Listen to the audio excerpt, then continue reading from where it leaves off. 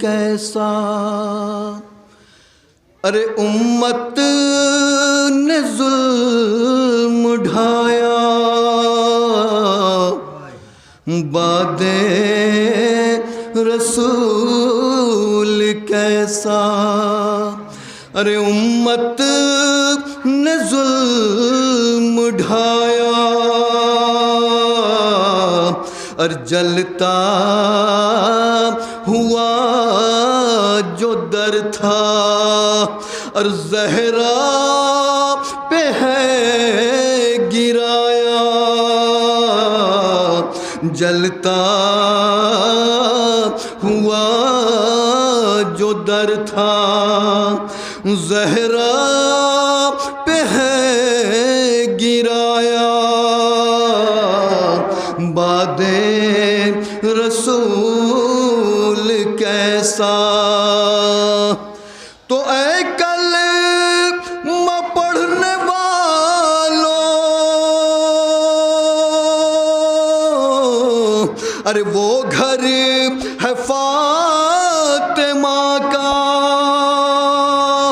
ارے اے کلمہ پڑھنے والوں، ارے وہ گھر ہے فاطمہ کا،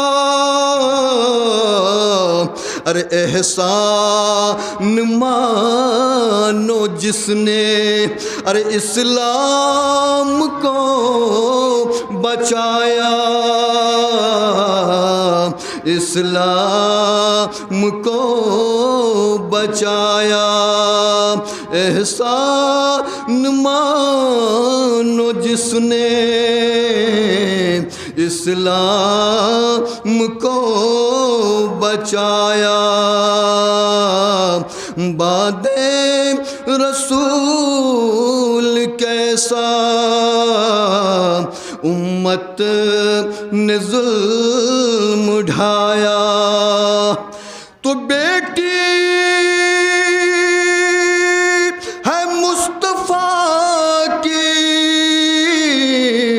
ارے کچھ تو لحاظ کرتے، ارے بیٹی ہے مصطفیٰ کی، ارے کچھ تو لحاظ کرتے، ارے کیوں فاطمہ کو تم نے ارے دربار میں بلایا، ارے کیوں فاطمہ کو تم نے ارے دربار میں بلایا،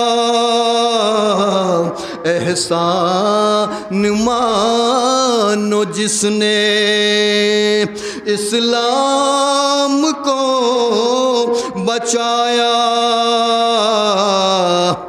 تو بیٹی نہ اپنی ماں کو ارے پہچان پائی لوگوں، ارے بیٹی نہ اپنی ماں کو ارے پہچان پائی لوگوں، ارے مظلوم سیدہ پر ارے ایسا بھی وقت آیا، مظلوم سیدہ پر ایسا بھی وقت آیا،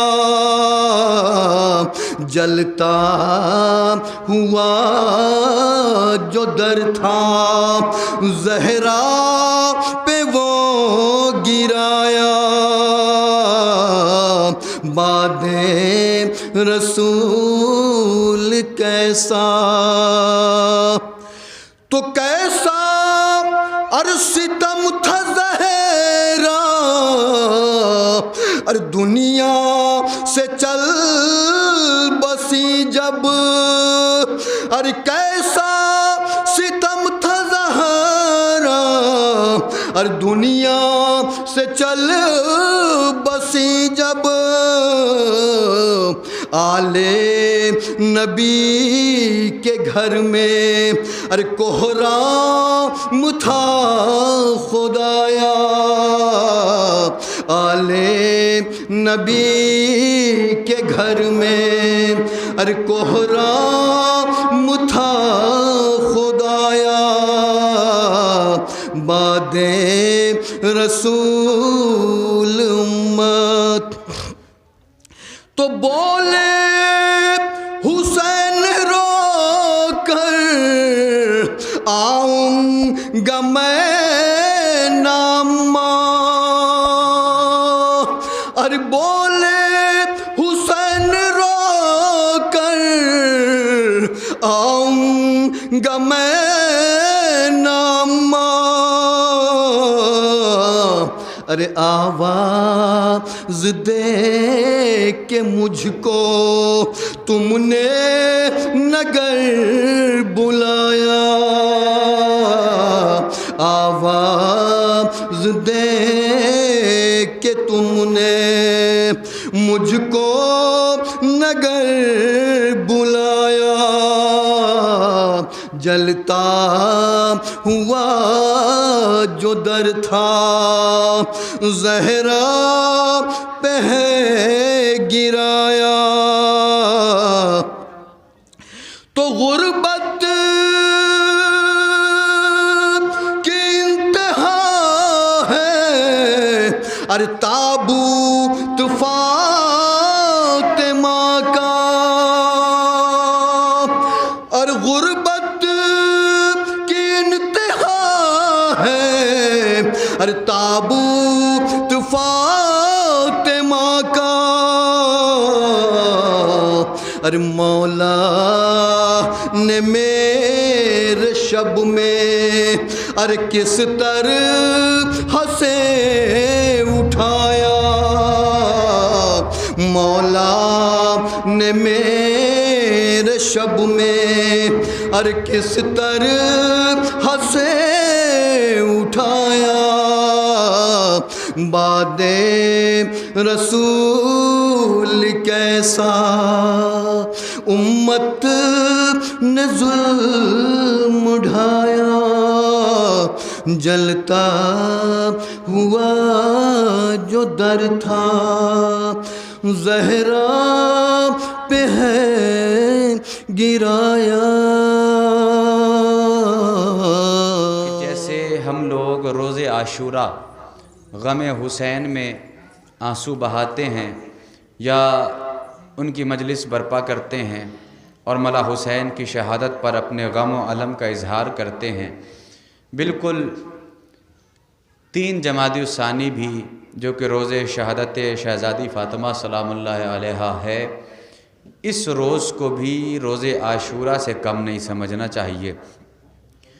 اور حتی الامکان علماء اور مجتہدین نے جو محنتیں اور کاوشیں کی ہیں، آج پورے ہندوستان اور بیرون ہندوستان پوری دنیا میں شہزادی سے متعلق چونکہ شہادت کی 2 تاریخیں ہیں، ان تاریخوں سے متعلق لوگ ان کے درمیان عشرے اور خمسے کا انعقاد کر رہے ہیں۔ ایک صلوات پڑھیں قبلہ کے استقبال، اور صرف اردو میں نہیں بلکہ فارسی زبان میں بھی آپ دیکھ لیں، ہندی زبان میں بھی آپ کی کتابیں ہیں، اردو زبان میں بھی آپ کی کتابیں ہیں، اور صحیح معنوں میں اگر کوئی عالم ہوتا ہے تو وہ تمام لینگویج اور تمام مذاہب کا علم رکھتا ہے۔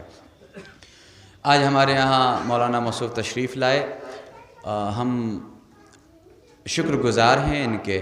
4 مصروں میں مولانا کو آواز دیں گے کہ سجدہ شہ سے جب روشنی مل گئی، سجدہ شہ سے جب روشنی مل گئی، بندگی کو نئی زندگی مل گئی، بندگی کو نئی زندگی مل گئی۔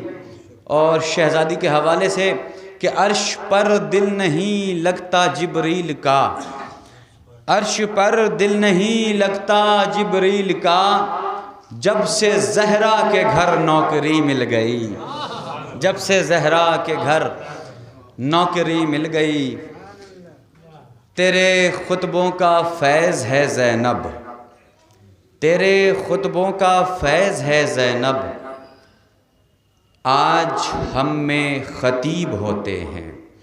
آئیے میں انہی دو مصروں کے ذیل میں گزارش گزار ہوں حجت الاسلام علی جناب مولانا شبیب الحسینی صاحب قبلہ سے کہ وہ آئیں اور اپنے بیان سے مومنین کے قلوب کو منور فرمائیں۔ قبلہ کے استقبال میں بآواز بلند هذا وما كنا لنهتدي لولا ان هدانا الله الذي علم بالقلم علم الانسان ما لم يعلم الذي لا يبلغ مدته القائلون ولا يحصي نعماءه العادون ولا يؤدي حقه المجتهدون الذي لا يدركه بعد الهمم ولا يناله غوث الفتن الذي ليس لصفته حد محدود ولا نعت موجود ولا وقت معدود ولا جل ممدود الذي فطر الخلائق بقدرته ونشر الرياح برحمته وخلق الإنسان بلطفه وابتدى بالصخور ميدان أرضه ثم الصلاة والسلام والتحية والإكرام على سيد الأنام أبي القاسم المصطفى محمد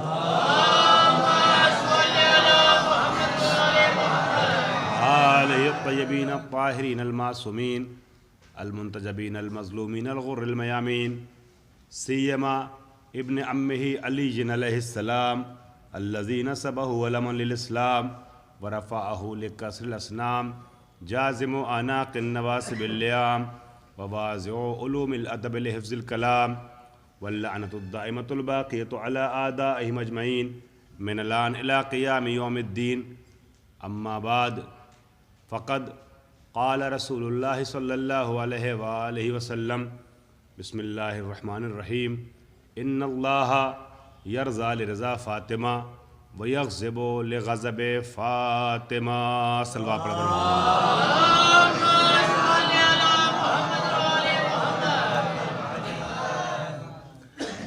حضرات، یہ علم پرور بستی کہ جہاں سے مختلف ادوار میں علم کی شعائیں پھوٹیں اور قرآنی فضا کو اس بستی نے کافی عرصے سے منور کر رکھا ہے۔ اس تاریخی بستی میں کہ جہاں سے علماء اور طلاب کی شکل میں ایک بڑی تعداد سامنے آئی، اور میں آپ کو خوش کرنے کے لیے جملہ نہیں کہہ رہا ہوں، ہندوستان بھر کے مختلف علاقوں میں جانا ہوتا رہتا ہے۔ اس بات کے پیش نظر جو کہہ رہا ہوں وہ کہہ رہا ہوں جو مجھے صحیح لگتا ہے۔ کم ایسی بستیاں آپ کو ملیں گی کہ جن بستیوں سے، مومنین کی بستیوں سے اتنی بڑی تعداد میں ایک وقت میں طلاب اور علماء مختلف جگہوں پہ خدمت انجام دے رہے ہوں اور سامنے آئے ہوں۔ بہار کی یہ چندن پٹی کی ایک تاریخی سرزمین ہے جہاں سوء اتفاق سے یہ کہہ سکتا ہوں کہ میرا ابھی تک آنا نہیں ہوا تھا۔ آنا تو پہلی بار ہوا ہے، مگر یہاں کے آثار ذہنوں میں کافی عرصے سے، بچپنے سے محفوظ ہیں۔ عزیزان گرامی، چونکہ علم پرور بستی رہی ہے، قرآنی خدمات بھی یہاں سے انجام دی جاتی رہی ہیں، ان تمام چیزوں کو مد نظر رکھتے ہوئے مجھے آپ کی سماعتوں پر منبر پہ آنے سے پہلے ہی بھروسہ ہے۔ اب مجھے امید یہ ہے کہ جو بھروسہ آپ کی سماعتوں پر ہے وہ انشاءاللہ مجلس کے آخر تک برقرار رہے گا۔ عزیزان گرامی، بہت عظیم کارنامہ وہ افراد انجام دے رہے ہیں کہ جو احیائے فاطمیہ کے لیے کوشاں ہیں، خدمتیں انجام دے رہے ہیں. جیسا کہ برادر عزیز نے اس کے پہلے مولانا موصوف نے اشارہ کیا کہ مراجع کرام کی بڑی تاکید ہے. تمام مراجع کرام بالخصوص آیت اللہ وحید خراسانی مدّ ظلہ العالی کا ایک جملہ ہے میرے استاد محترم، وہ فرماتے ہیں کہ جناب فاطمہ کی شہادت کے دنوں میں ایام فاطمیہ میں مجلسوں کا، سیمینار کا، مجالس کا، پروگراموں کا اس کثرت سے انعقاد کیا جائے کہ جس طریقے سے یزید کے چہرے سے نقاب ہٹ گئی، اسی طریقے سے قاتلین جناب فاطمہ زہرا کے چہرے سے نقاب ہٹ جائے.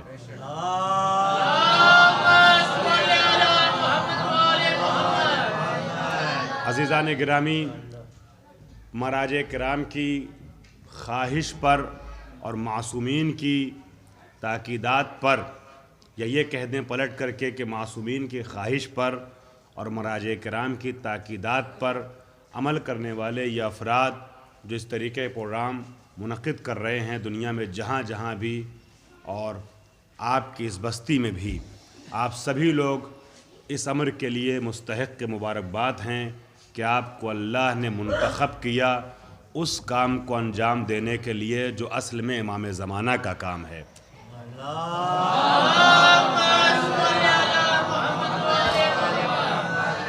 عزیزان گرامی، جب جناب فاطمہ زہرا کے سلسلے میں گفتگو کرنا ہو خطیب کو، بالخصوص اس مرحلے میں، اس بستی میں، اس جگہ کہ جہاں پہلی بار بولنا ہو یا ایک مجلس پڑھنا ہو، تو خطیب کے لیے بہت مشکل ہے فیصلہ کر پانا کہ کس حدیث کو سرنامہ سخن بنایا جائے یا کس آیت کو سرنامہ کلام بنایا جائے.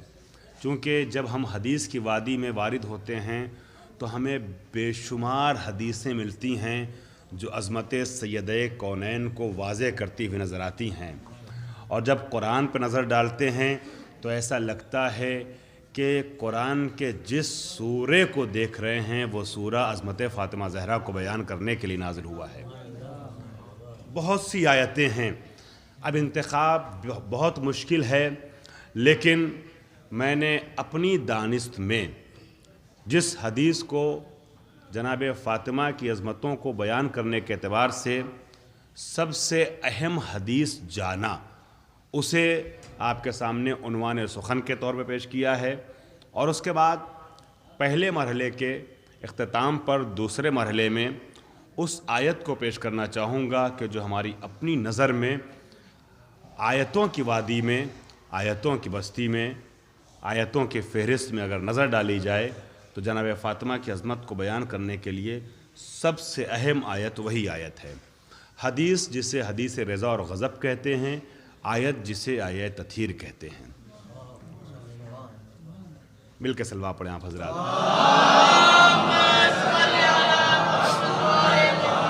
عزیزان گرامی، حدیث رضا اور غضب کو میں جناب فاطمہ کے سلسلے سے سب سے عظیم حدیث کیوں بیان کر رہا ہوں، بتا رہا ہوں، یہ ابھی واضح ہو جائے گا. اور آیت تطہیر کیوں سب سے اہم آیت ہے اس کی طرف بھی کچھ اشارہ ہوگا، لیکن اس کو سمجھنے کے لیے صرف ایک یہ گوشہ کافی ہے کہ جب حکم رب سے عصمتوں کی انجمن سجی اور زیر چادر نبی بھی ہے، ولی بھی ہے، امام بھی ہے، سردار انبیاء بھی ہیں، سردار اوصیاء بھی ہیں، سردار جنت بھی ہیں، ایسی معتبر شخصیتوں کے رہتے ہوئے جب ان شخصیتوں کا تعارف اللہ نے آسمان پہ کرایا تو مرکز تعارف فاطمہ زہرا کو قرار دیا. اور آیت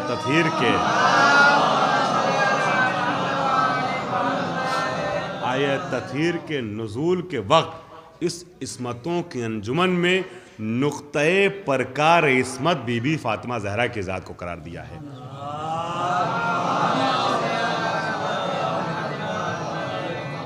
یہ معمولی بات نہیں ہے.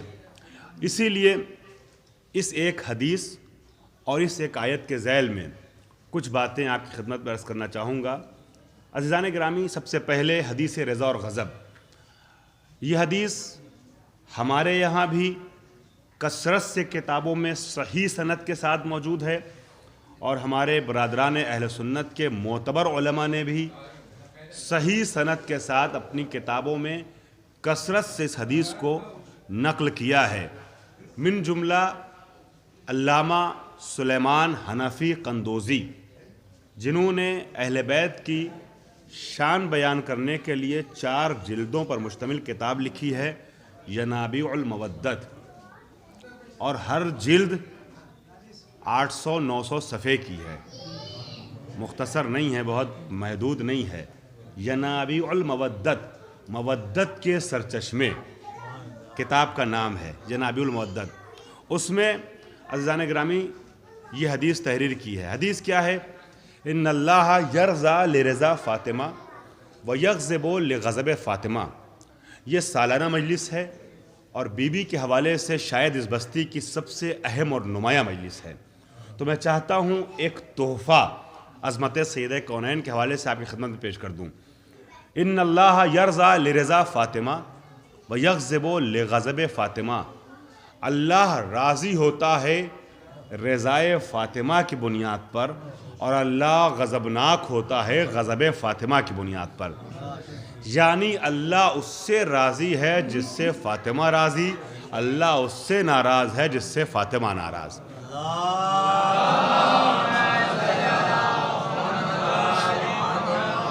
عزیزان گرامی، میں نے حدیث کا ترجمہ آپ کے سامنے پیش کر دیا، مگر اپنے دعوے کی دلیل پیش کرنے کے لیے مجھے آپ کو ایک تمہیدی سفر میں اپنے ساتھ لے کے چلنا پڑے گا۔ ماشاءاللہ پڑھے لکھے علماء حضرات تشریف فرما ہیں، صاحبان علم بھی ہماری نگاہوں کے سامنے ہیں۔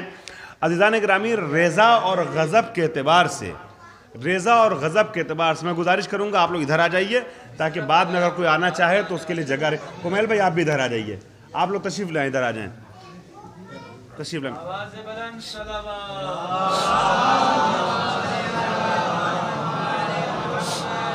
آپ بھی ادھر آ جائیے، ادھر ہی آ جائیے، اس طرف جگہ ہے، ادھر پیچھے کافی جگہ ہے، ادھر آ جائیے۔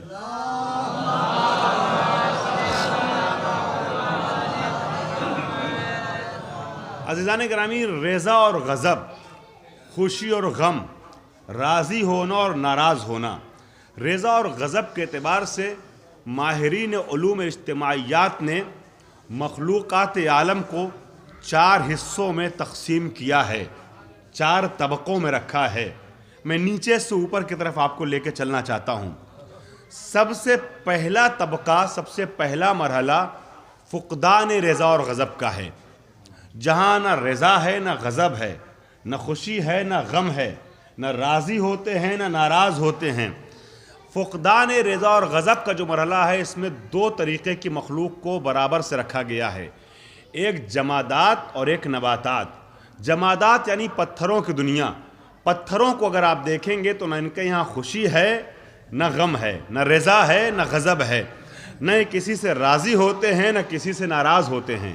توجہ چاہ رہا ہوں عزیزان گرامی، اس سے اوپر اٹھیے گا تو اعلیٰ مخلوق جو ہے وہ نباتات کی ہے۔ پتھروں کے یہاں جمود پایا جاتا ہے، ان میں ترقی کی، نمو کی صلاحیت نہیں پائی جاتی، اسی لیے جمادات کہا جاتا ہے ان کو۔ عزیزان گرامی، اس سے بہتر ایک مخلوق ہے جسے نباتات کہتے ہیں، درختوں کی دنیا، پیڑ پودوں کی دنیا، پھول اور کلیوں کی دنیا۔ عزیزان گرامی، درختوں میں نمو پایا جاتا ہے، بڑھنے کی، رشد کی صلاحیت پائی جاتی ہے، مگر رضا اور غضب نہیں ہے۔ تو فقدان رضا اور غضب کی پہلی منزل ہے جس میں نباتات اور جمادات کو برابر سے شریک رکھا گیا ہے کہ ان کے یہاں نہ رضا ہے نہ غضب ہے۔ عزیزان محترم، میں ایک جملہ کہہ دوں اپنی بات کے وزن کو بڑھانے کے لیے۔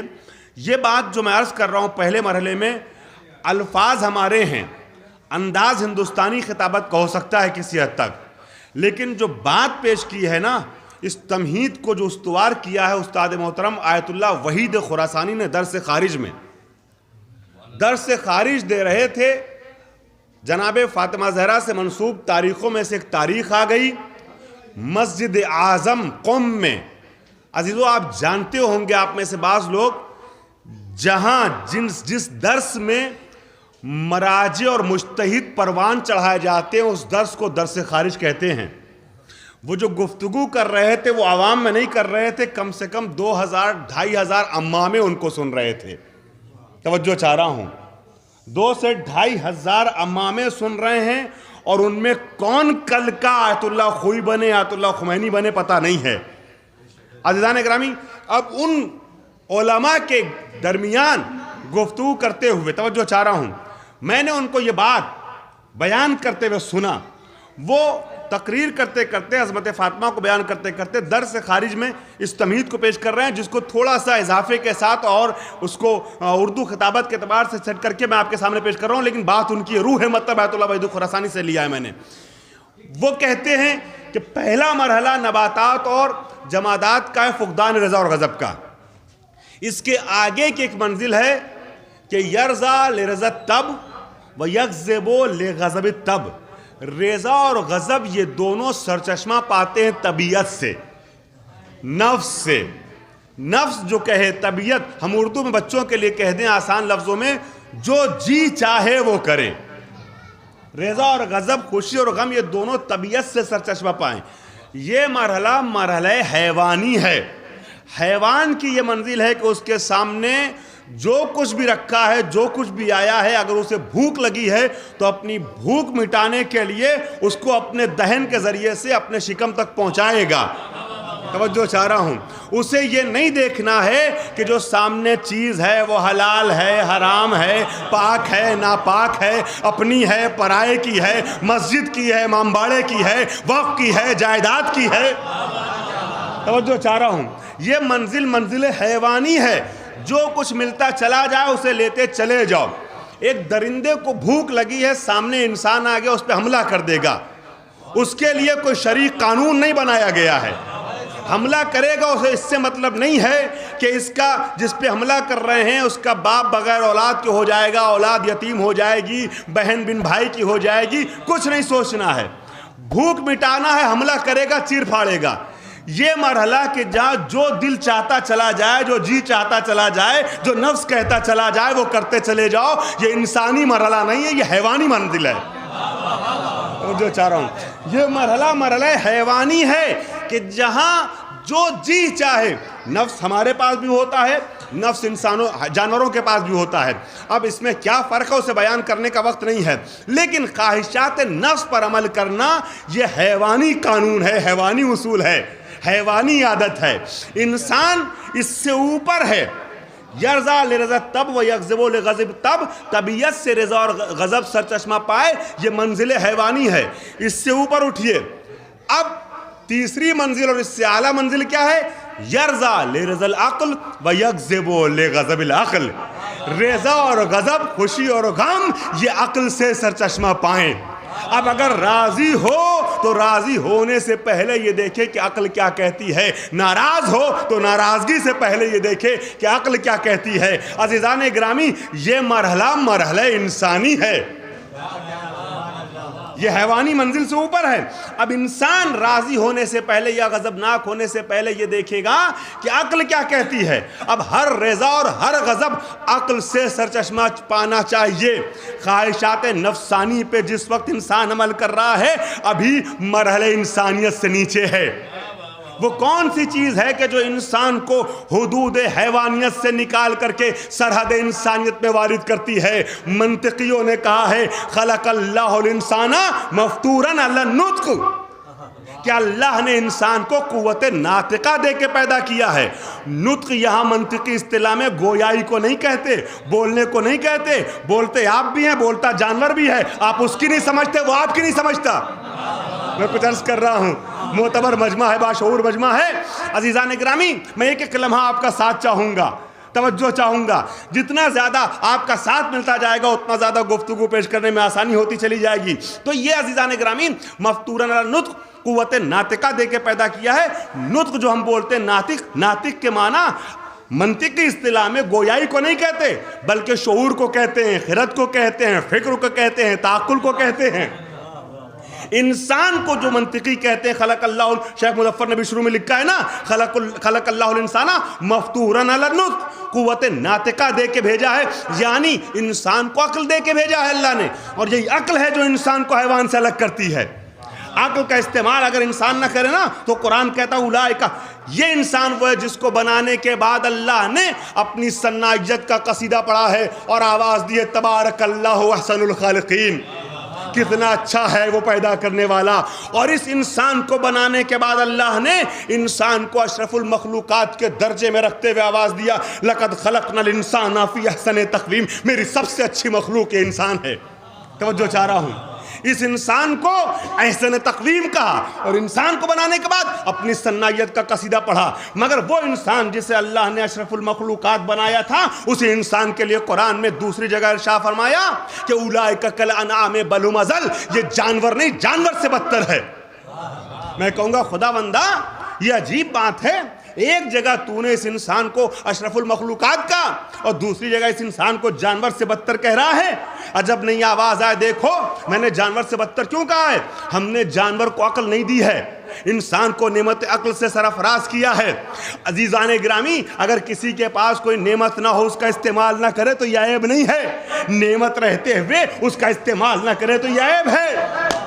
میں کچھ عرض کر رہا ہوں، انسان کو چونکہ عقل دی گئی ہے اس کے بعد بھی بدعقلی کا کام کرے تو جانوروں سے بدتر ہے، جانوروں سے بدتر ہے.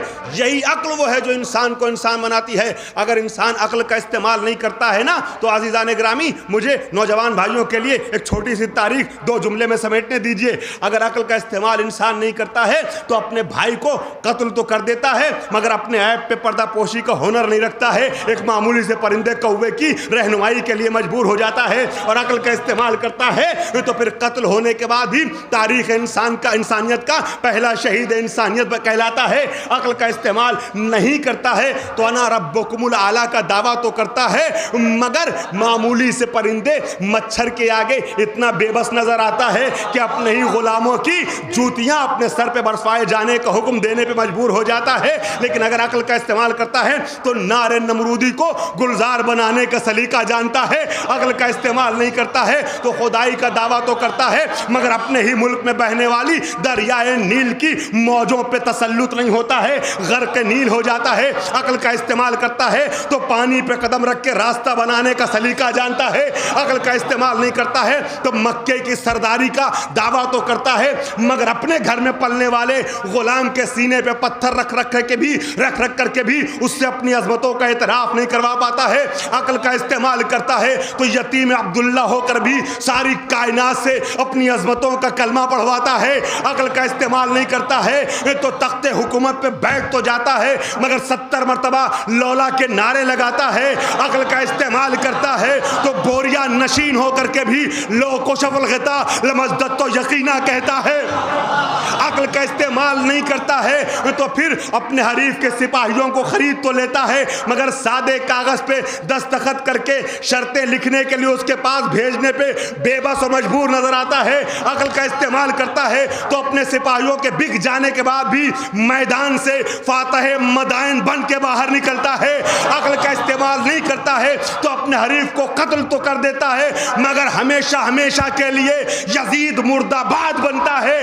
عقل کا استعمال کرتا ہے تو قتل ہونے کے بعد بھی نوک نیزہ سے زندگی کا ثبوت ایسے دیتا ہے کہ صبح قیامت تک کے لیے دنیا حسین زندہ باد.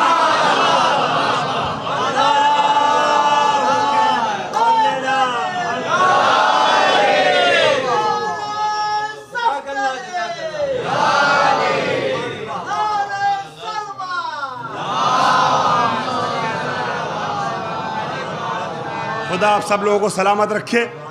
پروردگار ہمیں اور آپ کو جناب فاطمہ زہرا اور ان کے گھر کے ان کے اہل خانہ کے چاہنے والوں میں شامل کرے.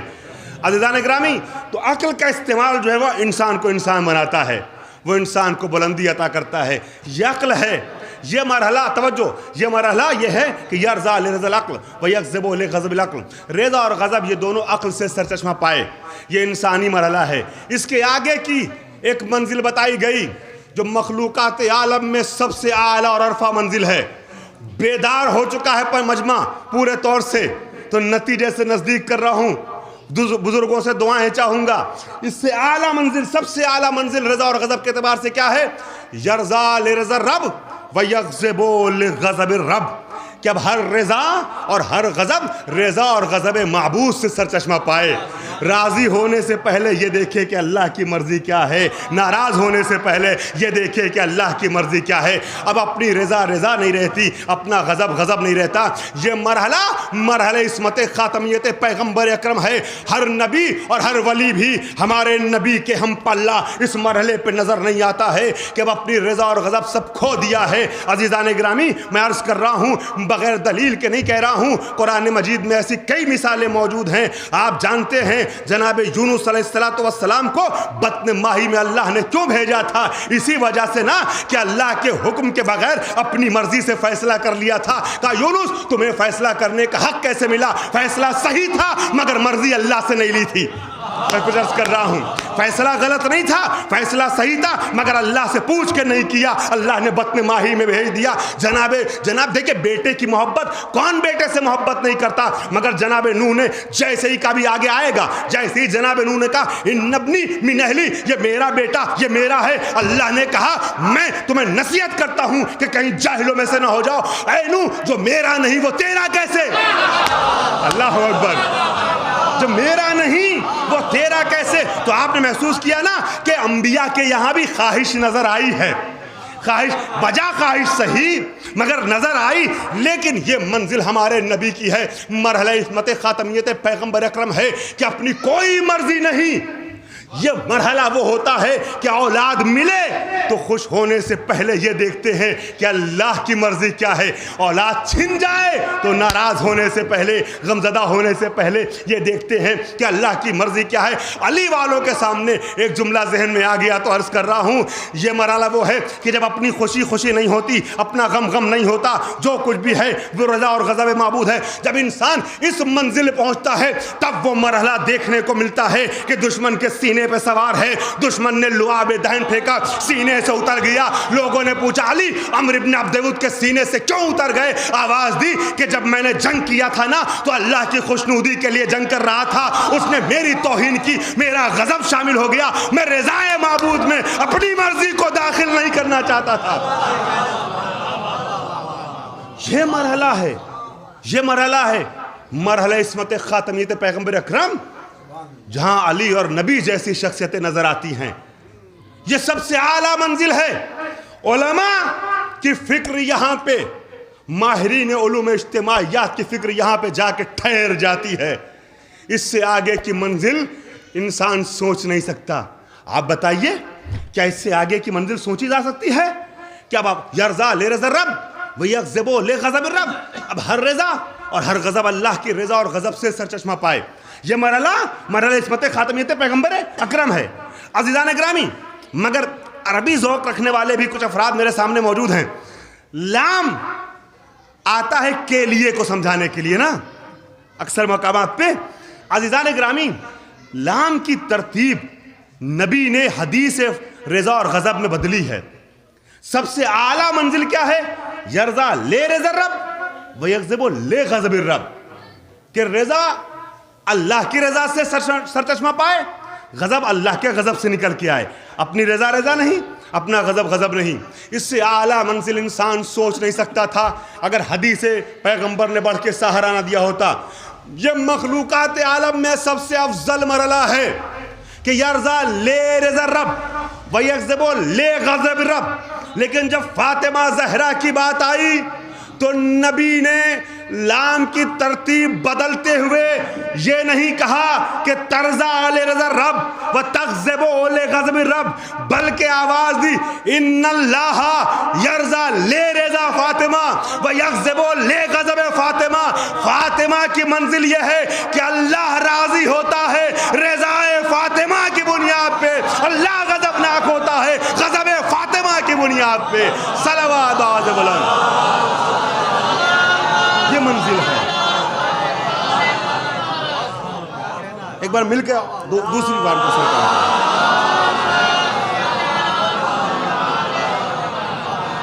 یہ منزل ہے. معمولی بات نہیں ہے جناب فاطمہ کو سمجھنا.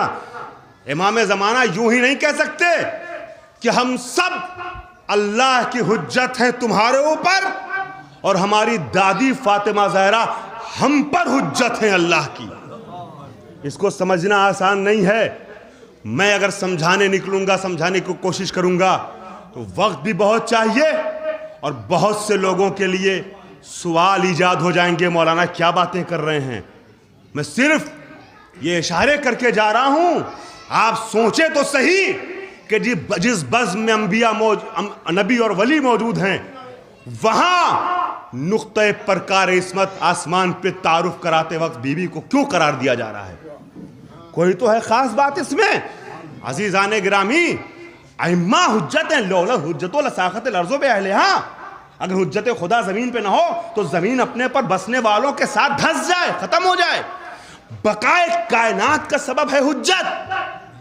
اور امام کہتے ہیں ہمارے اوپر اللہ کی حجت ہماری دادی فاطمہ زہرا ہیں. اور عزیزان گرامی, اب میں اس سے زیادہ عرض نہیں کر سکتا ہوں چونکہ بچے بھی ہیں, نوجوان بھی ہیں, ہو سکتا ہے بعض چیزیں سب اپنے ذہن میں اتار نہ پائیں. میں اشارہ کر کے آگے بڑھ رہا ہوں. کچھ تو ہے بی بی فاطمہ زہرا میں کہ جب نبی دنیا سے جانے لگے تو امیر المومنین سے وصیت کرتے ہیں کہ دیکھو جو فاطمہ کہیں وہ ماننا. اللہ اکبر, بڑی آسانی سے آپ نے جملہ سن لیا. کاش میرے پاس وقت ہوتا تو میں اس کو واضح کرتا کہ جو نفس اللہ ہے اس سے نبی کہہ کے جا رہے ہیں. میرے بعد اس بات کا خیال رکھنا کہ فاطمہ کے حکم کی مخالفت نہ ہونے پائے. جو ولی امر ہے, اللہ اکبر, ولی اللہ ہے, اس سے نبی کہہ رہے ہیں کہ دیکھو فاطمہ کی کوئی بات کٹنے نہ پائے. بہرحال تو یہ تو حدیث کی منزل تھی. میں آپ کو آیت کی وادی میں وارد کر دوں. میں نے ایک مرجع وقت کا تذکرہ کیا ہے, آیت کی تمہید کے لیے دوسرے مرجع وقت کے حوالے سے ایک جملہ کہہ دوں. میں نے ایک تقریر رہبر معظم آیت اللہ خامنئی کی بھی سنی. انہوں نے عجیب بات کہی جناب فاطمہ کے لیے. ہو سکتا ہے بعض لوگوں کے لیے نئی ہو, یہ نہ پہنچی ہو ان کی سماعت تک. تاریخ ہے مگر تاریخ سے نچوڑتے ہوئے, تاریخ کو کھنگالتے ہوئے ایک جملہ پیش کر رہے ہیں. وہ کہتے ہیں کہ جناب فاطمہ زہرا کے لیے نبی اپنی جگہ سے اٹھ جاتے تھے. ہیں فریقین میں اپنی یہ روایت موجود ہے. اپنی جگہ بٹھاتے تھے, احترام میں آگے آتے تھے, وہاں سے دروازے سے لے کے آتے تھے, سر و سینوں کو بوسہ دیتے تھے اور اس کے بعد اپنی جگہ بٹھاتے تھے. ام ابیہا کہا ہے, بذات منی کہا ہے, سب کچھ ہے نا. کہنے لگے کہ بی بی کی عظمت کے لیے ایک یہ گوشہ بہت اہم ہے کہ نبی اکرم کے دو سب سے اہم اور بہت امپورٹنٹ حامی اور معاون 6 مہینے کے اندر اندر ساتھ چھوڑ کے چلے گئے. باہر کی تمام دشواریوں میں نبی کے لیے سپر بن کے ہر وقت جو شخص کھڑا رہتا تھا اس عظیم ذات کا نام ابو طالب. اور گھر میں ہر لمحہ نبی کی مونس و ہمدم بن کر کے جو ذات موجود رہتی تھی اس کا نام ہے خدیجہ الکبریٰ. اور جناب خدیجہ اور جناب ابو طالب ایک ہی سال میکسیمم 6 مہینے کے اندر اندر دونوں دنیا سے رخصت ہو گئے. اب اس کے بعد نبی اکرم کے اوپر عجیب کیفیت طاری ہوئی. اور میں بچ کے بول رہا ہوں مگر تاریخ میں ہے یہ بات تبرز کر رہا ہوں کہ نبی دل برداشتہ ہو کر کے ایک گوشے میں گوشہ نشین ہو گئے تھے, گھر میں رہتے تھے. سوائے بہت ضروری اور اہم کام کے گھر سے باہر قدم نہیں نکالتے تھے. جبریل امین کو آ کے اللہ کا پیغام دینا پڑا, اے نبی اب اپنے کو اس غم سے ابھاریے, باہر نکلیے, تبلیغ دین کو آگے بڑھائیے. نبی گریا کرتے تھے, روتے تھے. 2 عظیم شخصیتیں شیب ابی طالب میں جب بائیکاٹ کیا تھا پورے مکہ نے, تو ایک طرف نبی کے پاس سردار مکہ اور دوسری طرف ملکۃ العرب, یہ پتے ابال کے نبی کے ساتھ کھاتے تھے. ایسے حالات میں جناب ابو طالب و جناب خدیجہ نے نبی کا ساتھ دیا ہے جب پورا مکہ چھوڑ چکا تھا. شیب ابو طالب میں ہے نا نبی کے ساتھ ہی دونوں. اب ایک ساتھ ان دونوں کا چلا جانا کتنا سخت تھا نبی اکرم کے لیے. اگر آپ نے محسوس کر لیا تو ہمیشہ اس جملے کو یاد رکھیں گے. عظمت فاطمہ کے لیے کچھ نہ بیان کیا جائے تو رہبر معظم کا یہی ایک جملہ کافی ہے عزیزان گرامی وہ کہتے ہیں اب ایسے حالات میں نبی کو اس نروسنس اور مایوسی اور دل برداشتگی کے مرحلے سے نکالنے کے لیے ایسے انسان کی ضرورت تھی جو ایک طرف ابو طالب کا کردار ادا کرے، دوسری جانب خدیجہ الکبریٰ کا کردار ادا کرے، بیک وقت جو نبی کے لیے بعد ابو طالب اور خدیجہ بن کے رہی، اس ذات کا نام فاطمہ زہرا ہے۔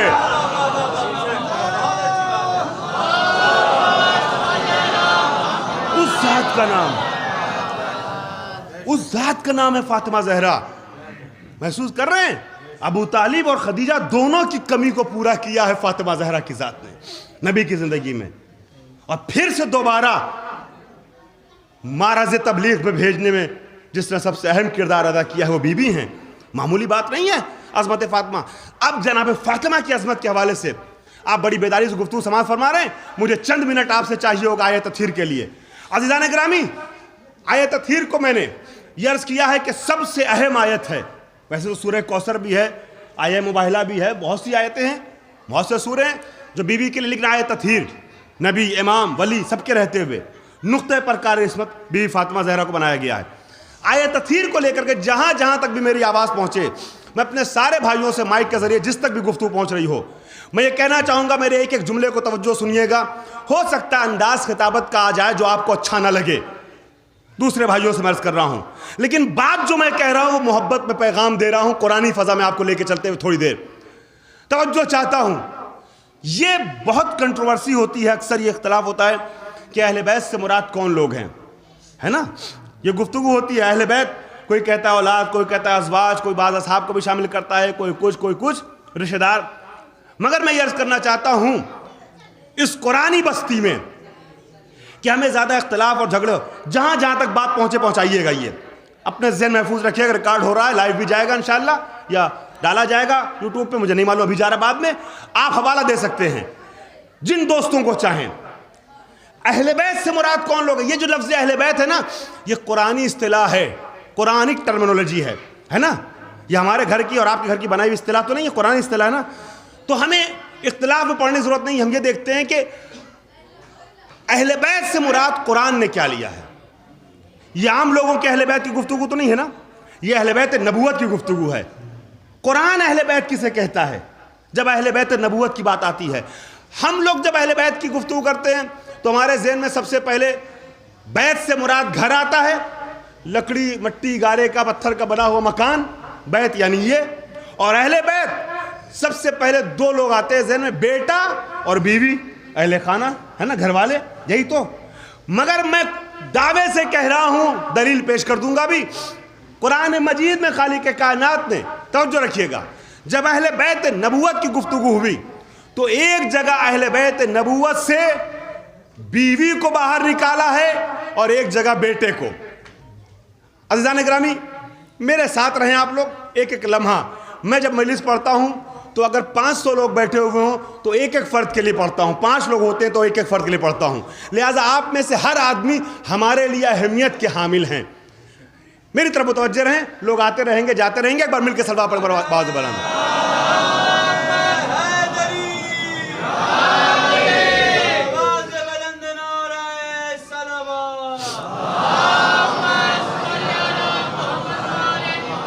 پہلے مرحلے میں آپ نے بہت بھروسہ مجھے دے دیا ہے، اور جس طریقے سے آپ چلے ہیں میں چاہوں گا وہی انداز سماعت آپ کا آخری تک باقی رہے۔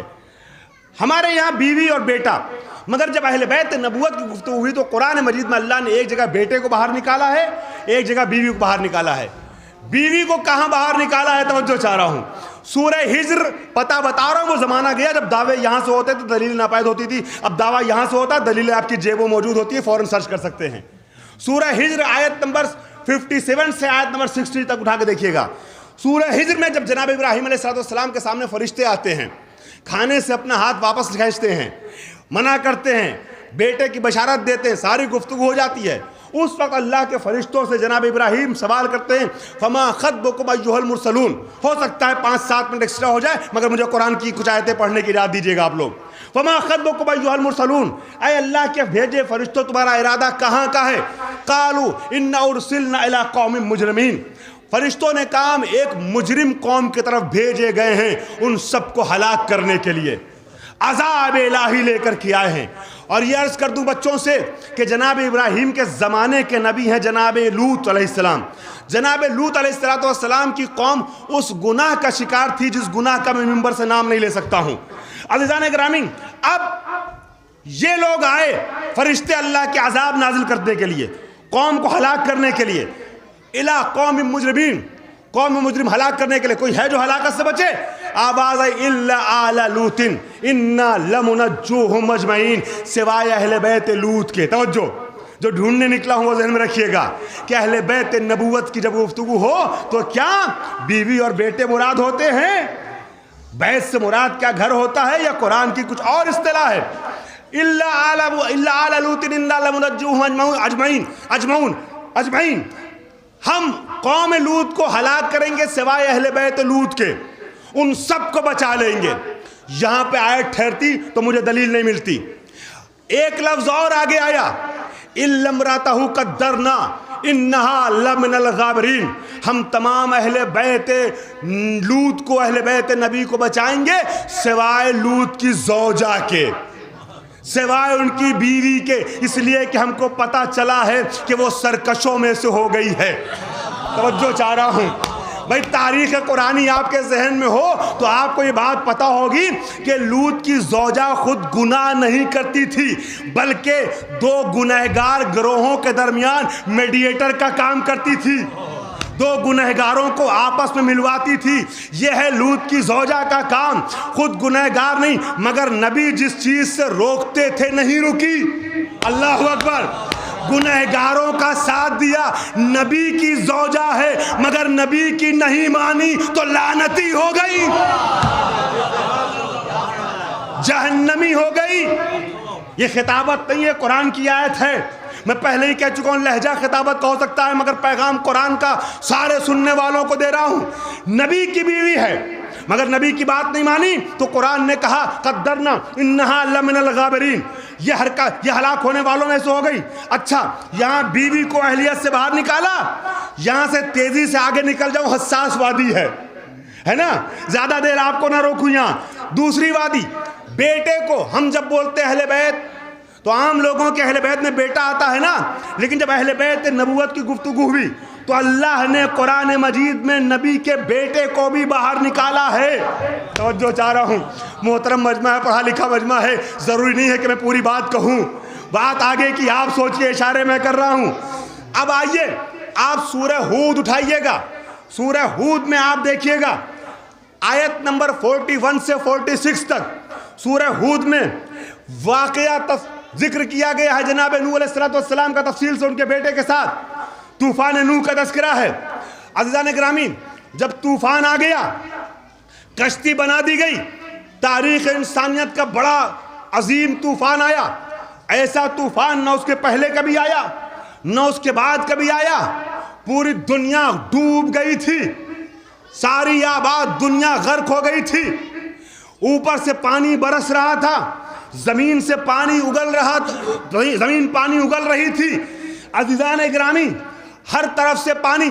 اب یہ پانی رحمت بن کے نہیں آیا تھا بلکہ عذاب بن کر کے آیا تھا۔ عزیزان گرامی، صرف وہ افراد باقی رہے، 80 افراد جو کشتی نوح میں سوار تھے، اور ان میں بھی سب لاولد رہے۔ نسل جو آگے چلی ہے وہ جناب نوح کے بیٹوں سے چلی ہے، پوری دنیا آباد ہوئی ہے۔ ان کے بیٹوں کے بیٹے، کوئی ہند، کوئی سندھ، کوئی فارس، کوئی شام، کوئی عراق، کوئی مصر، یہ بیٹوں کے نام تھے ان کے۔ جہاں جہاں ان کے بیٹے گئے، شریعت نوح کو یعنی دین الہی کو پھیلانے کے لیے اور نسل بشری کو آگے بڑھانے کے لیے، عزیزان گرامی وہ سرزمین انہی کے نام سے منسوب ہو گئی۔ ہماری سرزمین کا بھی پرانی کتابوں میں نام ہند اور سندھ ہے۔ یہاں جناب نوح کے 2 فرزند آئے، پوتے، ہند اور سندھ۔ ہمارے یہاں سب سے پہلے جو دین رائج ہوا ہے وہ الہی دین ہے۔ توجہ چاہ رہا ہوں، یہ بات کے سارے مذہب تحریفی ہیں، تو اس زمین ہم سے اب کوئی یہ نہ کہے کہ تم جاؤ اپنا ٹھکانہ ڈھونڈو، ہمیں نہیں جانے کی ضرورت ہے۔ جو بعد میں مذہب کا شکار ہوا ہے، تحریفی مذہب سے روبرو ہوا ہے، اس کو اپنی جگہ ڈھونڈنی چاہیے. اس سرزمین پہ رہنے کا پہلا حق اللہ والوں کو ہے، پہلا حق اللہ والوں کو ہے. آپ لوگ جو اردو زبان جانتے ہیں نا، فارسی میں محمد قاسم فرشتہ نے جنوب ہندوستان میں عادل شاہیوں کی حکومت کے زمانے میں اکبر کے دور میں آیا تھا. جب وہاں جنوب ہند میں عادل شاہیوں کی حکومت تھی، اس رائٹر نے فارسی زبان میں کتاب لکھی تھی. اردو میں ہندوستان کے مختلف کتابوں میں تاریخ فرشتہ نام سے موجود ہے وہ کتاب. اس کے مقدمے میں بھی اس نے یہ ساری باتیں تحریر کی ہیں محمد قاسم فرشتہ نے. اب سنیے، وہ عظیم طوفان آیا، سب ڈوبنے لگے. جناب نوح نے بیٹے کو ڈوبتا ہوا دیکھا، بیٹے کو پہاڑ کی بلندی پہ جاتا ہوا دیکھا.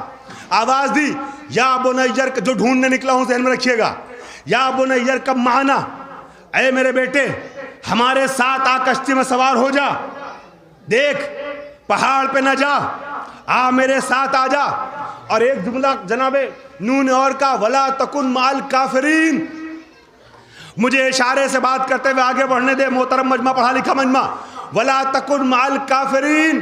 جناب نوح نے پہاڑ پہ جانے والے اپنے بیٹے سے کہا، کافروں کے ساتھ نہ ہو جا.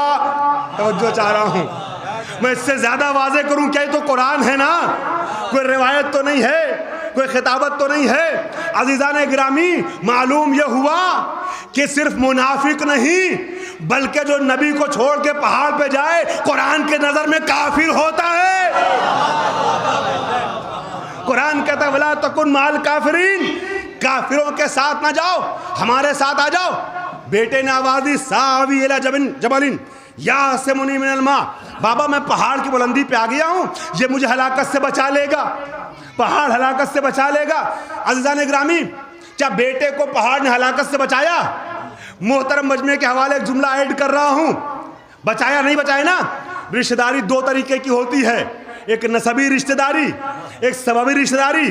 نسبی رشتہ خون کا ہوتا ہے، باپ بیٹا، ماں بھائی بہن، توجہ، خالہ پھوپھی، ہے نا، چچا. یہ رشتہ خون کا ہوتا ہے جو کبھی ٹوٹتا نہیں ہے.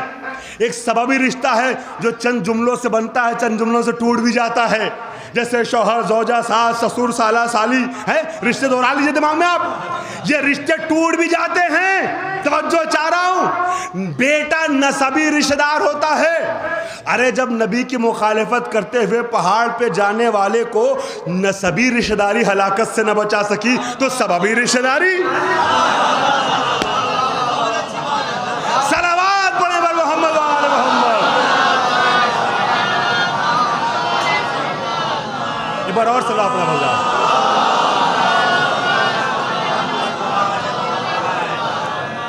میں نے بہت لمبی تمہید آیت تطہیر کے لیے بنائی، 3-4 منٹ آپ کو اور روک رہا ہوں اور اصل مطلب حوالے کرتے ہوئے مصائب سے آپ کو نزدیک کرنا چاہوں گا اور آپ کی بہترین سماعتوں سے کے لیے میں شکر گزار ہوں. بیٹے کو باہر نکالا تو آپ نے دیکھا ایک جگہ بیٹے کو باہر نکالا. آیتیں چھوڑ رہا ہوں، سورہ ہود کی آیتیں چھوڑ رہا ہوں گفتگو کو سمیٹنے کے لیے. تفصیل کبھی اور عرض کروں گا. اہل بیت نبوت ڈھونڈنے نکلے تھے نا. ہمارے یہاں بیٹا اور بیوی مراد ہوتے ہیں، اہل بیت یعنی اہل خانہ. مگر جب اہل بیت نبوت کی گفتگو ہوئی تو اللہ نے ایک جگہ بیوی کو باہر نکالا، ایک جگہ بیٹے کو باہر نکالا. بس قرآنی مزاج سمجھ میں آیا. قرآن کی نظر میں اہل بیت نبوت بننے کے لیے رشتہ داری کافی نہیں ہے بلکہ صلاحیت شرط ہے. اگر صلاحیت نہ ہو تو بیوی اور بیٹا بھی باہر جاتا ہے، صلاحیت ہو تو فارس کا رہنے والا بھی منا اہل البیت بنتا ہے.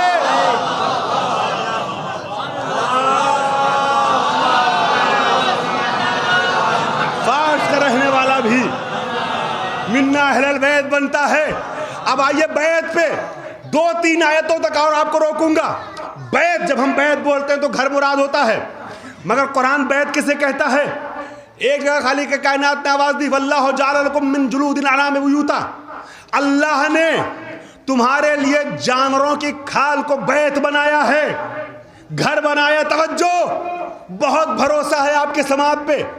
ایک اہم گوشہ حوالے کر رہا ہوں. اللہ نے جانوروں کی کھال کو تمہارے لیے بیت بنایا ہے، گھر بنایا. جانوروں کی کھال کیا ہے؟ جب انسان پہلے زمانے میں عرب سفر کرتے تھے نا تو جانوروں کی کھال کو اپنے ساتھ لے کے چلتے تھے، بڑی بڑی اونٹوں کی کھال. اور جب راستے میں کہیں قیام کرتے تھے تھوڑی دیر نا تو لکڑیاں زمین پہ گاڑتے تھے, اس پہ کھال ڈال دیتے تھے, اس کے سائے میں تھوڑی دیر آرام کرتے تھے. پھر جب چلنا ہوتا تھا تو کھال سمیٹتے تھے, اونٹ کی پشت پہ اپنے پیچھے رکھتے تھے, آگے بڑھ جاتے تھے.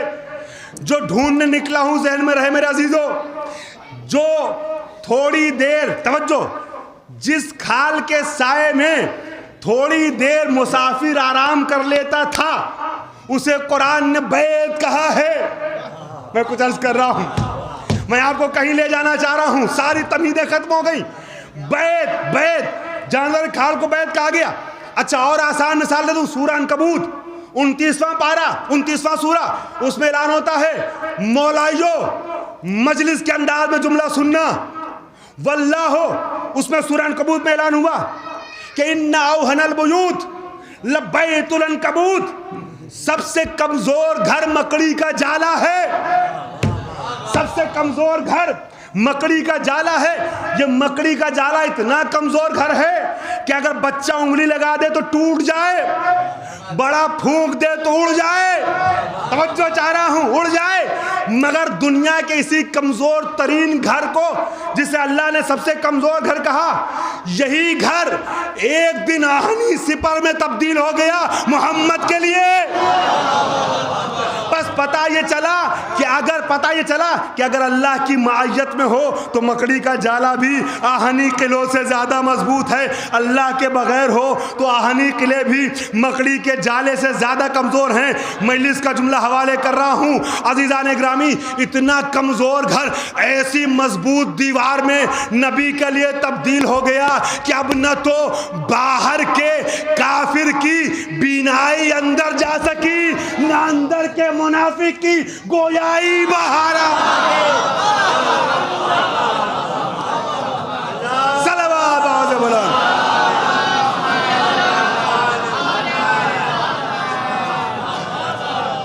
دنیا کا سب سے کمزور گھر. میں نے تمہید استوار کر دی, لیکن جتنی لمبی تمہید تھی اتنا لمبا بیان نہیں ہے. 3-4 منٹ کی گفتگو کے لیے ساری تمہید تھی. آپ نے دیکھ لیا جب اہل بیت کی گفتگو ہوئی نا تو اللہ نے ایک جگہ مکڑی کے جالے کو گھر کہا, بیت کہا. توجہ, ایک جگہ مکڑی کے جالے کو بیت کہا, ایک جگہ جانور کی کھال کو بیت کہا. قرآنی مزاج سمجھ میں آیا. اہل قصہ کے عاشقوں, میری طرف بہت محنت سے گفتگو حوالے کر رہا ہوں, ساری باتوں کو چھوڑیے, صرف میری طرف دیکھیے. ایک جگہ اللہ نے جانور کی کھال کو بیت کہا, ایک جگہ مکڑی کے جالے کو بیت کہا. قرآنی مزاج سمجھ میں آیا. قرآن کی نظر میں اس مکان کو بیت نہیں کہتے, بلکہ ہر وہ چیز جو تھوڑی دیر کسی کو اپنے اندر سمو لے اسے بیت کہتے ہیں.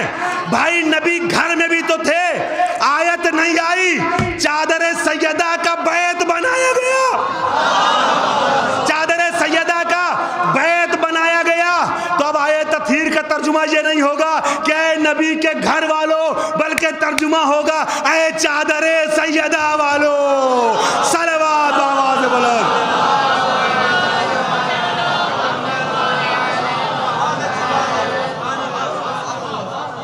ایک بار پھر بآواز بلند صلوات پڑھا مزہ.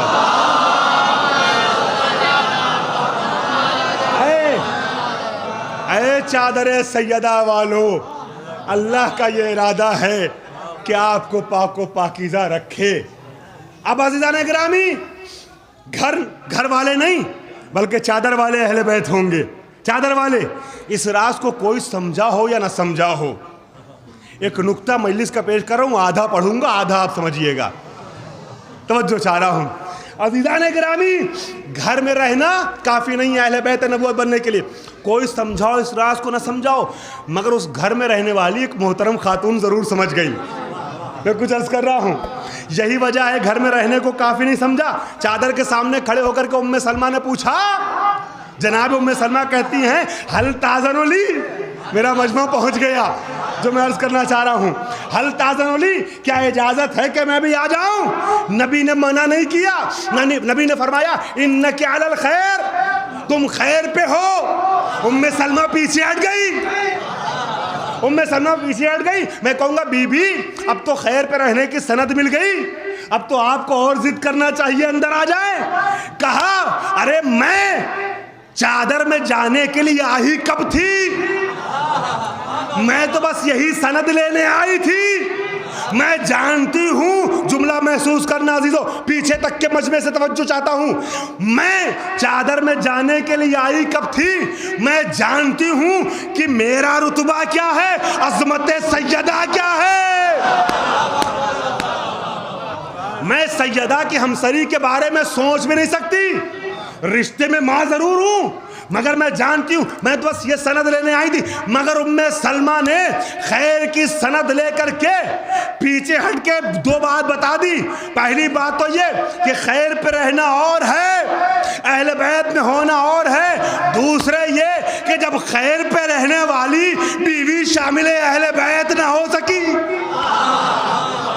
صلوات بآواز بلند،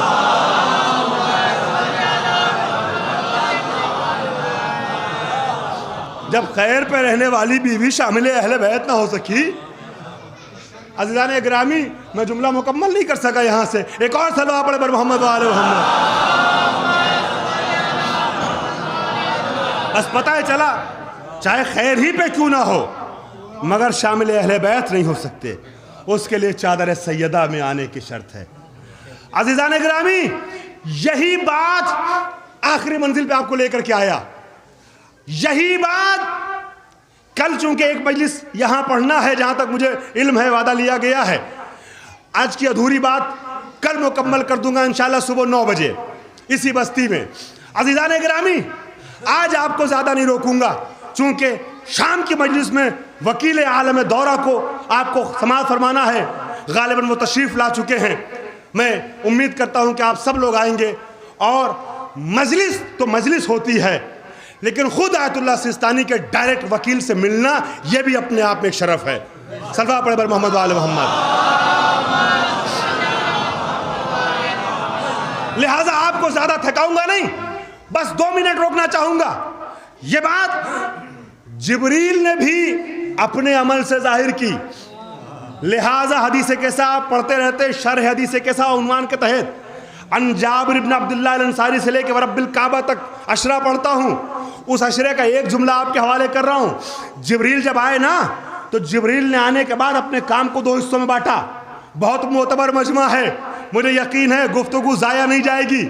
عزیزان اکرامی، باہر کھڑے ہو کر کے یہ آواز دی کہ العلی الاعلیٰ یقرئک السلام ویخصک بالتحیۃ والاکرام وَيَقُولُ لَكَ وَعِزَّتِي وَجَلَالِي إِنِّي مَا خَلَقْتُ السَّمَاءَ مَبْنِيًّا وَلَا أَرْضًا مَدْحِيًّا وَلَا قَمَرًا مُنِيرًا وَلَا شَمْسًا مُضِيًّا وَلَا فَلَكًا يَدُورُ وَلَا بَحْرًا يَجْرِي وَلَا فُلْكًا تَسْرِي إِلَّا لِأَجْلِكُمْ وَمَحَبَّتِكُمْ۔ اللہ آپ کو سلام کہتا ہے، اور یہ کہتا ہے میں نے یہ زمین، یہ آسمان، یہ چاند، یہ سورج، یہ ستارہ، یہ دریا، یہ کہکشاں، یہ کشتی کچھ نہیں بنایا مگر آپ کے صدقے میں، مگر آپ کے صدقے میں وعزتی وجلالی۔ ایک جملہ فضائل کا آ گیا ہے ذہن میں، اور شاید ہماری آج کی گفتگو کا سب سے اہم ترین جملہ ہو، اس کو پوری بیداری سے سننے کے لیے استقبال کے طور پہ ایک بار بآواز بلند صلوات پڑھیں آپ حضرات۔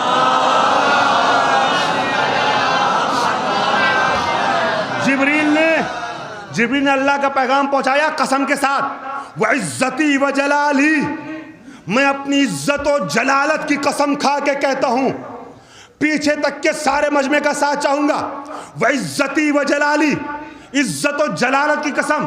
میں کہوں گا پروردگار عالم، تو نے قرآن مجید میں مختلف قسمیں کھائی ہیں، ان قسموں میں سے کوئی ایک قسم یہاں بھی کھا لیتا، کہیں تین کی قسم، کہیں زیتون کی قسم، کہیں تور کی قسم، کہیں سنین کی قسم، کہیں دوڑتے ہوئے گھوڑے کی قسم، کہیں انسان کی قسم، کہیں زمانے کی قسم، کہیں چاند کی قسم، کہیں سورج کی قسم، کہیں ستاروں کی قسم۔ تو نے مختلف قسمیں کھائی ہیں، ان میں سے کسی ایک چیز کی قسم یہاں بھی کھا لیتا۔ یہ وعزتی و جلالی، اپنی عزت و جلالت کی قسم کھا کے اہل بیت کا قصیدہ کیوں بھیجا؟ عجب نہیں آواز آئے، کیا تمہیں دستور قسم نہیں معلوم؟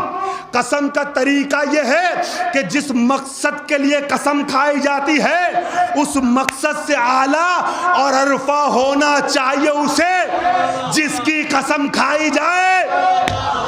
میں نے آل محمد کے لیے پوری کائنات پر نظر ڈالی تو مگر جدھر دیکھتا تھا سب ان کا صدقہ، ان سے اوپر صرف میری ذات تھی، لہذا آواز دی وعزتی و جلالی، صلوات آواز بلند۔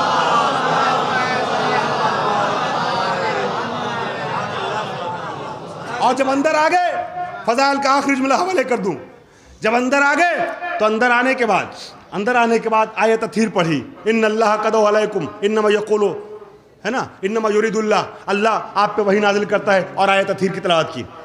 عزیزان گرامی، جبریل نے باہر کچھ کیا، اندر کچھ کیا، تاکہ دنیا سمجھ جائے جو باہر پڑھا جا رہا ہے وہ اہل بیت کا قصیدہ ہے، سب سنیں، جو اندر پڑھا جا رہا ہے وہ اہل بیت کے افراد کو معین کرنے والی آیت ہے۔ گھر میں رہنے والے یہ نہ سوچے کہ ہم بھی آ گئے۔ اندر آنے کے بعد آیت تطہیر پڑھی۔ اب لوگ کہتے ہیں کہ گھر والے تھوڑی دیر کے لیے ہم مان لیں، آخری جملہ فضائل کا، مولائیو بڑی بیدار سماعتیں ہیں آپ کی، ایک جملہ محسوس کر لو مصائب سے قبل، تھوڑی دیر کے لیے مان بھی لیں کہ گھر والے مراد ہیں، تو کس کے گھر والے؟ کس کے گھر والے؟ آیت کہاں آئی تھی؟ کیا نبی کے گھر میں آئی تھی؟ جی، بی بی یہ کہتی ہے میں بچوں کو لے کے گئی ہے، بی بی یہی تو بتاتی ہیں کہ ایک روز نبی آئے ہے نا ہمارے گھر، پھر پنجتن شاملے کیسا ہوئے۔ تو اگر گھر والے بھی مراد ہیں تو فاطمہ کے گھر والے، توجہ چاہ رہا ہوں، اس گھر میں آیا تھا، یہ گھر بڑا معتبر ہے، یہی گھر وہ ہے کہ جس گھر کا، توجہ، دو ہی موقع ایسے آئے ہیں کہ جب اللہ کے گھر میں یا تو کسی کے لیے در بنا ہے یا کسی کا در کھلا رہا ہے۔ میں نے پوری تاریخ سمیٹ دی ایک جملے میں، دونوں موقع مخصوص علی کی ذات سے ہیں۔ در بنا بھی اللہ کے گھر میں علی کے لیے، اور در کھلا بھی علی کے گھر کا، توجہ چاہتا ہوں، کھلا رہا بھی علی کے گھر کا۔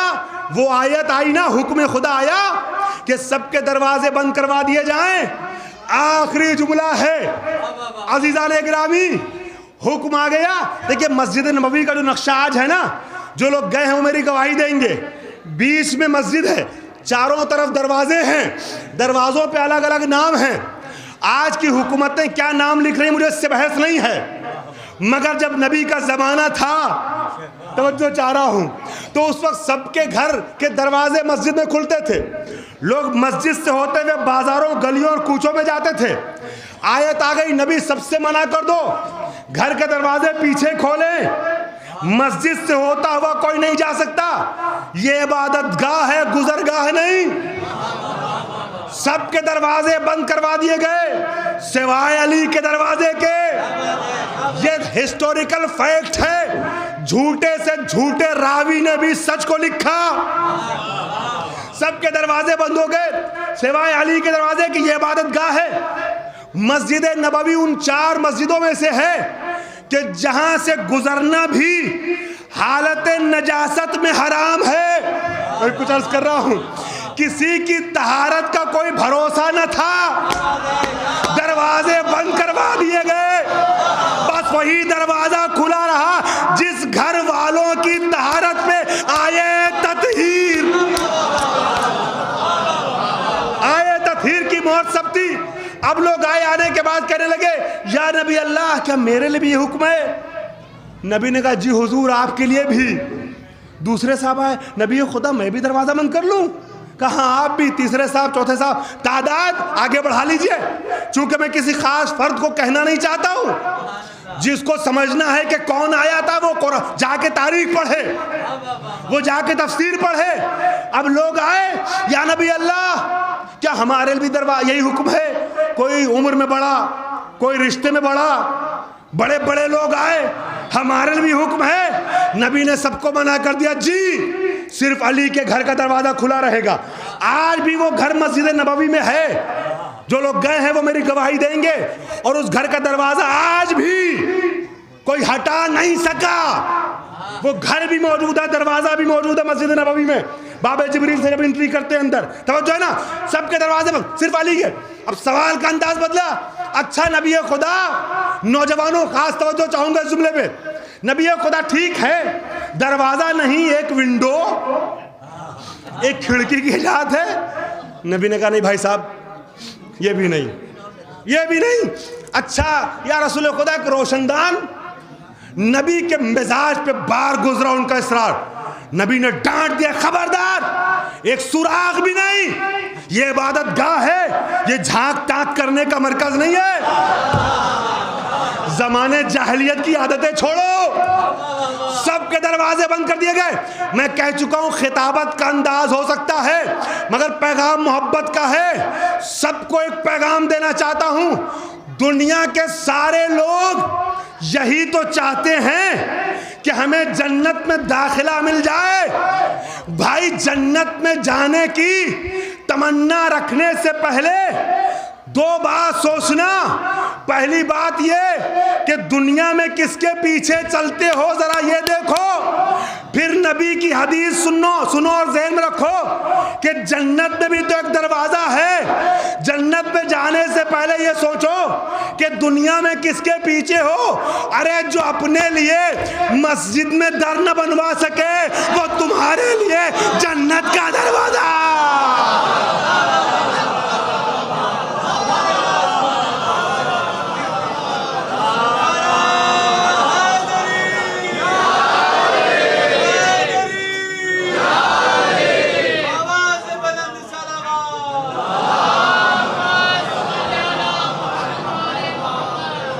بڑا عظیم نعرہ برادر عزیز نے لگایا. یہ نعرہ، یہ نام علی دل کی قوت کا سبب بنتا ہے. کیا خوب کہا شاعر نے، سوز دل سوز جگر دیدہ نم رکھتا ہوں، اپنے سجدوں سے عبادت کا بھرم رکھتا ہوں. دل کی قوت کے لیے نام خدا سے پہلے یا علی کہہ کے مصلی پہ قدم رکھتا ہوں. یا علی کہہ کے مصلی. ایک بار مل کے صلوات پڑھیں حضرات.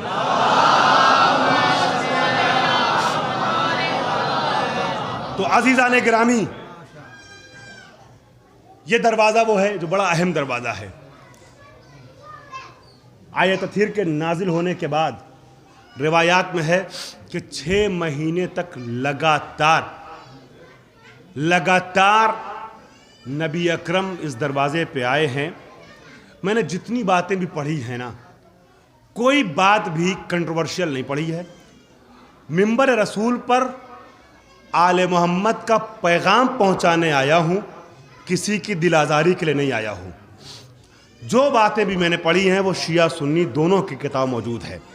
یہ الگ بات ہے کہ اس کو خطابت کے ڈھانچے میں ڈھال کے پیش کیا ہے. اس کے بعد بھی میں تمام برادران سے گفتگو کرنے کے لیے آمادہ ہوں. آج یہاں ہوں، کوئی بھی بات کرنا چاہے آ کے مجھ سے بعد میں گفتگو کر سکتا ہے.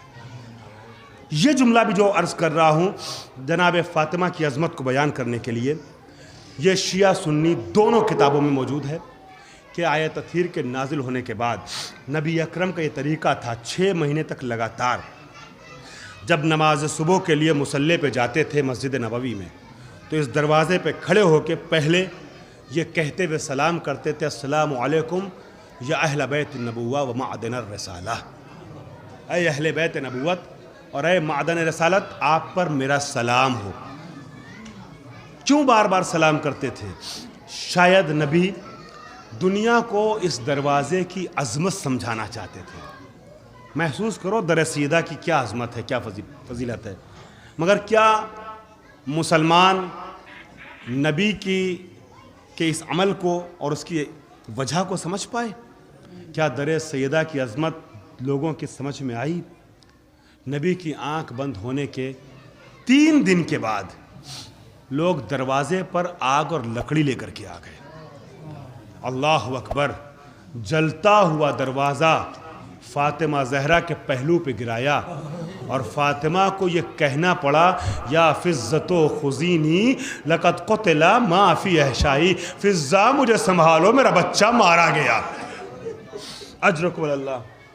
عزیزارو، آپ ہمیشہ حسین کا پرسہ فاطمہ زہرا کو دیتے ہیں، آنسو بہاتے ہیں. آج فاطمہ کا پرسہ حسین کو دینا ہے۔ زمانے کا امام آپ سے اپنی ماں کا پرسہ لینے آیا ہوگا۔ عزادارو، گریے میں کوئی کمی نہ ہونے پائے۔ میں نے کل کی شہر کی مجلس میں یہ جملہ عرض کیا تھا کہ امام صادق نے اپنے صحابی سے کہا ہے جب ہمارے مصائب پڑھے جائیں تو شرما شرما کے نہیں رونا، چیخ چیخ کے رونا، آوازیں گریہ بلند کر دینا۔ عزادارو، میں چند جملے مصائب کے پڑھوں گا۔ مجھے نہیں معلوم کیوں فضائل میں آپ کے انداز کو دیکھ کے یہ محسوس ہو رہا ہے کہ مصائب میں آپ سب گریہ کریں گے، ہر انسان آنسو بہائے گا۔ میں جناب فاطمہ زہرا کی شہادت کا منظر تفصیل سے نہیں پڑھوں گا، انشاءاللہ شب کی مجلس میں خطیب موصوف پیش کریں گے، مگر میں 3 باتیں آپ کی خدمت میں عرض کروں گا، 3 مختصر سے واقعے کو، جس کا ایک محور ہے کہ ہماری بی بی کے غم میں ائمہ معصومین نے کیسا گریہ کیا ہے، معصومین امام کیسے روئے ہیں۔ ہر معصوم نے فاطمہ کی مصیبتوں پہ گریہ کیا ہے، آنسو بہایا ہے، ہر امام رویا ہے فاطمہ کی مصیبتوں کو یاد کر کر کے۔ عزادارو، آپ فاطمہ کے اور اماموں کے چاہنے والے ہیں نا، خدا کے لیے فاطمہ سے محبت ہے اور امام کے پیروکار ہیں تو گریہ میں کوئی کمی نہ کیجیے گا۔ عزادارو 3 مثالیں میں دوں گا، میں پیچھے سے آگے کی جانب واپس جانا چاہوں گا، یعنی 8ویں امام سے 3رے امام تک جاؤں گا کہ ہمارے اماموں نے فاطمہ کی مصیبتوں پہ کیسے گریہ کیا ہے۔ عزادارو، 8ویں امام کا امام علی رضا کا زمانہ ہے کہ آپ نے دیکھا امام محمد تقی علیہ السلام 9ویں امام کم سن ہے، غالباً 3 جمادی الثانیہ کی شہادت کی تاریخ ہے۔ آگے بڑھتے ہیں پھر گر جاتے ہیں، آگے بڑھتے ہیں پھر گر جاتے ہیں، پھر گھٹنیوں چلنے لگتے ہیں۔ امام نے جب دیکھا 8ویں امام نے، بیٹے کے چہرے کا رنگ متغیر تھا، 3-4 سال کی عمر ہے، 3-4 سال کا بچہ گھٹنیوں نہیں چلتا، باقاعدہ چلنا جانتا ہے، مگر امام کے اندر طاقت نہیں ہے، گھٹنیوں چل رہے ہیں، چہرے کا رنگ متغیر ہے، چہرے کا رنگ سرخ ہے۔ امام رضا آگے بڑھ کر کے سینے سے لگایا کہ بیٹا میں تیری یہ کیا حالت دیکھ رہا ہوں۔ امام محمد تقی کہتے ہیں اے بابا، آج مجھے دادی کی مصیبت بہت تڑپاتی ہے، کاش مجھے دادی کے قاتل ملتے تو ان سے دادی کے خون کا انتقام لیتا۔ سینے سے لگا کے امام رضا بہت روئے، باپ اور بیٹے نے بہت گریہ کیا، اور بیٹے کو تسلی دیتے ہوئے امام رضا کہتے ہیں صبرن صبرا، بیٹا صبر کرو، تمہاری نسل سے 3را فرزند آئے گا جو ان ظالموں کو ان کی قبروں سے نکال کے ہماری دادی کا بدلہ لے گا۔ اجرک واللہ۔ آپ کی آوازیں گریہ بلند ہو گئی، ایک روایت پڑھ رہا ہوں، سب روئیں گے۔ عزادارو، 6 امام کا زمانہ ہے۔ 6 امام نے کیسے گریہ کیا ہے؟ 6 امام کے زمانے میں ایک بی بی لائی جاتی ہے، ایک معظمہ، ایک ضعیفہ لائی جاتی ہے جس کے سر پہ گرز کا نشان ہے، سر زخمی ہے، خون جاری ہے اور بے ہوش ہے۔ جب غش سے فاقہ ہوا تو امام پوچھتے ہیں بی بی تو کون ہے، تجھے یہ سر پہ گرز کیوں مارا گیا؟ تو وہ کہتی ہے کہ اے مولا، میں آپ کی چاہنے والی ہوں اور مجھے سر پہ گرز بادشاہ کے کارندوں نے مارا ہے۔ اس کی وجہ یہ ہے کہ میں سڑک سے گزر رہی تھی کہ میرا پاؤں سلپ کیا، پاؤں پھسلا، میں زمین پہ گری، جیسے ہی میں زمین پہ گری نا، زمین پہ گری، مولا سے عرض کرتی ہے بی بی کہ میں جیسے ہی زمین پہ گری، میں نے آپ کی دادی کے قاتلوں پہ لعنت بھیجی۔ جیسے ہی آپ کے دادی کے قاتلوں پہ لعنت بھیجی نا، فوراً ظالم نے میرے سر پہ گرز مارا، پھر میں بے ہوش ہو گئی، مجھے کچھ یاد نہیں رہا۔ امام پوچھتے ہیں ذرا سنو گے؟ امام پوچھتے ہیں بی بی جب تو گری تو تو نے میری دادی کے قاتلوں پہ لعنت کیوں بھیجی؟ آواز دی اے مولا جب میں گری تو میری پسلیوں پہ اتنی شدید چوٹ اٹھی کہ میں تڑپ گئی، میں نے سوچا میری پسلیاں ٹوٹی نہیں ہیں اور اتنا درد ہو رہا ہے، فاطمہ زہرا در و دیوار کے درمیان پسلیاں پشتہ ہو گئی۔ اجرک باللہ، خدا آپ کی آواز گریہ پہ رحمت نازل کرے۔ امام صادق جنت البقیع گئے، قبر فاطمہ پہ خود کو گرایا، زاروں قطار رونے لگے، دادی آپ کی مصیبت کو یاد کر کے اب بھی بیویاں ایسے روتی ہے۔ آخری منظر ہزاروں، حسین کیسے روئے ہیں، حسین کیسے روئے ہیں۔ سب کچھ دنیا کی ہر بات بھلا کے ذہن کو صرف 2 منٹ کے لیے حسین و فاطمہ کی مصیبت سوچنے کے ارادے سے آمادہ کر لیا۔ عزادارو قیامت کا جملہ پیش کر رہا ہوں، حسین کیسے روئے۔ علی مرتضیٰ نے جب جنازہ تیار کر دیا، تفصیل چھوڑ دی، صرف ایک جملہ، دستور دنیا کے مطابق امیر المومنین جب تابوت تیار ہو گیا نا تو بچوں کو رخصت آخر کے بلایا۔ آپ جانتے ہیں جب جنازہ گھر سے نکلتا ہے کسی کا، خاص کر خدا نہ خواستہ اگر کسی کی ماں مر جائے تو بچوں کو دیدار آخر کے لیے بلایا جاتا ہے۔ علی مرتضیٰ نے بھی بچوں کو بلایا، ماں کا دیدار کر لو۔ حسن آ کے رخصت ہو گئے، زینب ام کلثوم رخصت ہو گئی۔ مصائب کا یہ وہ جملہ ہے جو مصیبت فاطمہ پہ ہر ذاکر پڑھتا ہے اور ہر سننے والے کی آنکھوں میں آنسو آتا ہے۔ عزادارو آواز دی، آؤ بچوں ماں سے رخصت ہو جاؤ۔ بچے رخصت ہو گئے مگر حسین قریب نہیں آتے، حسین دور کھڑے ہیں۔ ایک جملہ علی نے کہا، اے بیٹا ہم ماں کا جنازہ اٹھا رہے ہیں، کیا ماں کا دیدار آخر نہ کرو گے؟ بس جیسے ہی جنازے تابوت کی طرف علی جھکے نا، دوڑے ہوئے حسین قریب آ گئے۔ حسین اور حسین کی ماں کے صدقے میں، جن کی مائیں سلامت ہیں اللہ سایہ برقرار رکھے، جن کی مائیں دنیا چھوڑ گئی ہیں جوار فاطمہ نصیب ہو، تیزی سے آئے، تابوت کے پائنتی کھڑے ہو گئے اور کھڑے ہو کے ایک جملہ کہا، اماں اماں کیا مرنے کے بعد محبت میں کمی ہو جاتی ہے اماں؟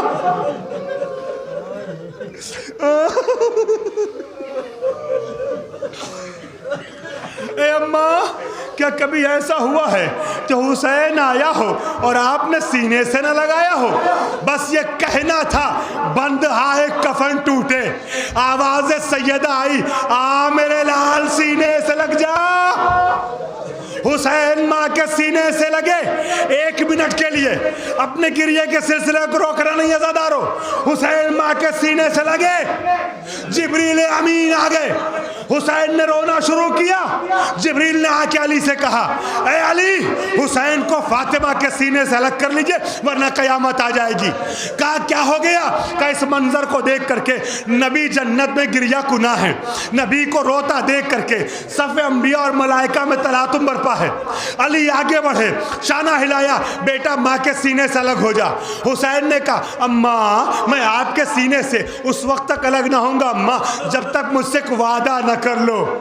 آواز سیدہ آئی، بول میرے لال کیا کہتا ہے؟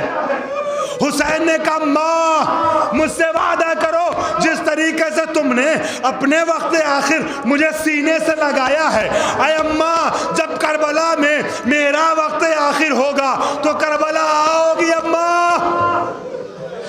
اللہ اکبر، ذاکر پڑھتے ہیں، حسین پشتے فرس پہ ڈگمگا رہے ہیں۔ عزاداروں ڈگمگاتے نہیں ہیں، کبھی داہنی جانب کبھی بائیں جانب، کبھی آگے کبھی پیچھے، ایسا لگتا ہے جیسے کچھ تلاش کر رہے ہیں۔ جب کچھ نظر نہیں آیا تو سم اسبا کے پاس سے آواز سیدہ آئی، اے میرے لال ارے کدھر دیکھتا ہے، تیری ماں آ گئی۔ ارے غضب ہو گیا، حسین آغوش سیدہ میں آئے، شمر کا خنجر چلا، ماں کی آغوش میں بیٹا ذبح ہو گیا۔